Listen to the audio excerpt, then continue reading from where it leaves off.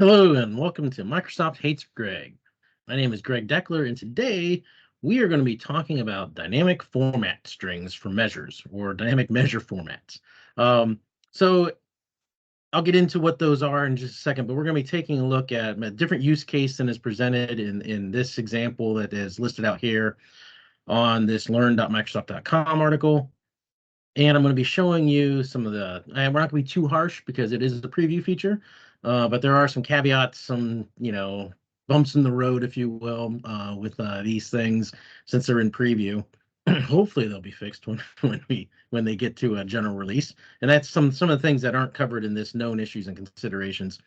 And we're going to be taking a little bit of behind the scenes with these. And yeah, we're just going to be digging in, and I'm going to be showing you all kinds of neat things about these dynamic format strings.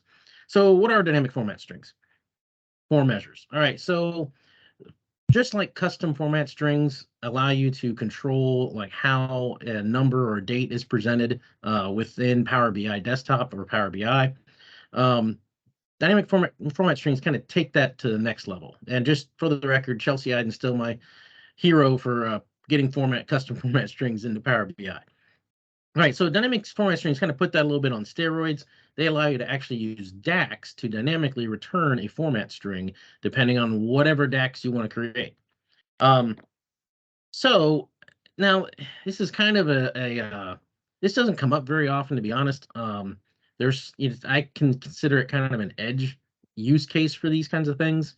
Not sure why they, again, I think there's lots of other problems to solve in Power BI, which if you follow this channel, you know what those are. But yeah, so for some reason the development team decided to glom onto this one. But it really doesn't come up in the forums that much, but it is kind of nifty. It's another place we can use DAX, so what the heck, we're going to take a look at it. So the example that they use here is that basically currencies. Essentially, you want to display, you have one measure, and you want to display that measure depending on whether it's Australian dollars or Canadian dollars or Denmark dollar, krone, euros, whatever it is. And so that's the example they take you through here. We're going to be looking at a little bit different example that has the deal that's actually a little more, I think, a little more shows a little more just how flexible these things really can be. Okay, so what we're going to be doing is working with this data set right here. So it's just I got an ID, I've got last name, first name, last name, company, office, and then a bunch of these KPIs, right? Not too many because I didn't want to, but imagine if you had, you might have, 30 of these KPIs type stuff. So I just decided not to work with 30 because it gets a little bit monotonous to copy and paste that much code. And you might be saying, Greg, why didn't you unpivot these columns and that sort of thing? And well, you're going to run the same kind of problems, right? Because you'd have one value column for all of these, and you really can't format that in different to have dollars or have percentages or have your just a decimal number type stuff. So you're still going to run the same problems. Again, this is just an example. But I do want to point out that this data was generated by Mockaroo, who my good friend Brian Julius turned me on to. Super cool tool, Mockaroo.com. It's free, for your basic features and that sort of thing. No, this is not a paid advertisement. It's just a cool tool, and you should have it in your hip pocket if you want to run a quickly mock-up data, All right, so now, when I put this, and we're going to look at this top table here. So I just took I took my company, my office, my last name, put that in the rows of this matrix. And then I have, those different columns for average daily and percent lost. And then I've got the sum of the average daily, sum of dollars, average percent lost, average percent num. These are just made up KPIs. And you can put these all in a matrix like this, right?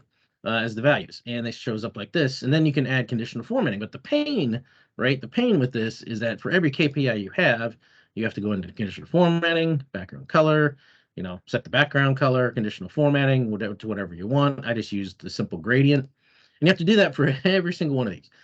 So you can imagine if you had like 30 of these things, it would be a real pain. So what I decided to do is use this dynamic formatting to allow me to create one measure that I could then apply custom formatting to, and then just a little bit of DAX. And this is this bottom table down here where I have my company, office, last name. I have my KPI, which is a disconnected table that I created, and I'll show you that. And then my KPI measure, just a single measure that I can then conditional format, and it returns back, the same look and feel. Okay, so to do this, I created a disconnected table. So this is KPIs. It's just list my KPIs. I have a sort column. I have that set to my, the sort by column for KPI set to sort. It's why is it a disconnected table? Well, it's not connected to anything. There you go. So what I did there is I just used that disconnected table as the columns, and then my measure stitches, all of it together, right? Because there is no relationship. So if you would drag some kind of a column or numeric column in, you'd get an error in the visual, and it's just I don't know what to do.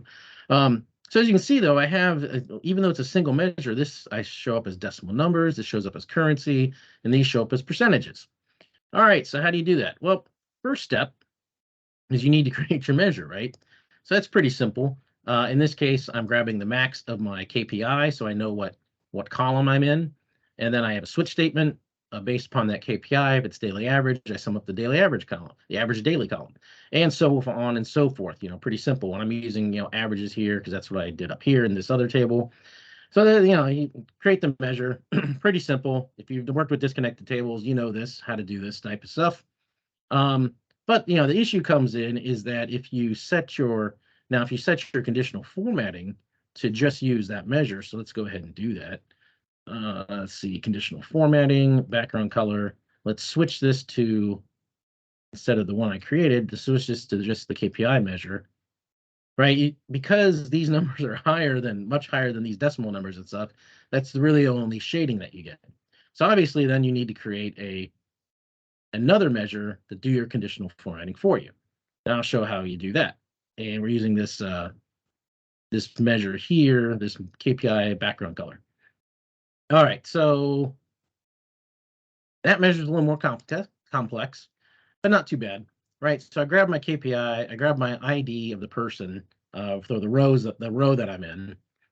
And I first start by summarizing up my table, and I create these very simple, sum, average of the appropriate columns. And somebody's gonna yell at me and say, you shouldn't use summarize to create columns. Well, that's only if you're using calculate and you get into weird stuff like that. Don't worry about it if you're just using simple aggregates. So then I use that table to create a ranks table. So I use my add columns to this table up here. I create my rank columns, and each one is a rank X of the appropriate column in ascending mode. And then as my result, I can then do my switch statement on my KPI. And if it's daily average, I grab the max X of the rank for that particular person, and on down the line. Easy peasy. So that gives me my conditional formatting. But how do I get the dynamic format strings? Well, to do that, click back on this measure, and as you can see here, this is set to dynamic. So when you do this, and I'm going to show you in terms of this before I screw up my measure, although I do have it saved, and I'll get into that, some of the caveats you got to worry about with this stuff while it's in preview. How do you get to know what the format strings are going to be, right? Well, you can read the documentation, I suppose, but I have this test measure here. So if I set this test measure to currency, and then I go ahead and set it to dynamic, you can see in my formula bar, it pops up, this is the format string for currency. Now, if I switch it back to, let's say, scientific, say change, and that's important. I'll get to that just a second. And now I switch it back to dynamic. Now, here's my format string for scientific. All right, so you can actually get a list of those, right? So that's what's right here. So here's what general, format string, currency, decimal, whole number, percentage, scientific, right? Easy enough. But that's one of the issues that you have with this dynamic measure, is that this dynamic thing that you create for this custom format string is that if you switch it to anything else, you lose that dynamic format string. And you can't get it back. So again, as you can see here, I actually have this is my dynamic format string, right? So I grab my KPI, I do a switch on that KPI. If it's daily average, I return the general format. If it's dollars, I return back the currency format. And if it's anything else, it's a percentage in my case. So I just return the percentage format. But very important, if you create these dynamic format strings for measures, back up your code. When you're creating it, copy it and paste it somewhere and save it off. Because if you ever switch it back to anything else, um, you're going to lose it. And there's no way to edit these currently. So if you look in the model, so if I go here in the KPIs, you can see that it creates a display folder. It's format string measures. And here is my KPI measure. There's my test measure, right? So I can click on this, but no formula bar pops up. And it's hidden. I can't unhide it. It gives me an error applying change. I can't edit it. I click on it, I get another error. So it's that's one of the major caveats with this. If you're playing with it in preview, be sure to back up your code because you ain't getting it back once this thing just disappears out of the model if you switch it back to not be a dynamic format string. Okay, so let's see. So some of the other caveats with this, that being probably the primary one. But I've also found that a lot of external tools don't work with this. This seems to be a very much an upgrade of the analysis services version.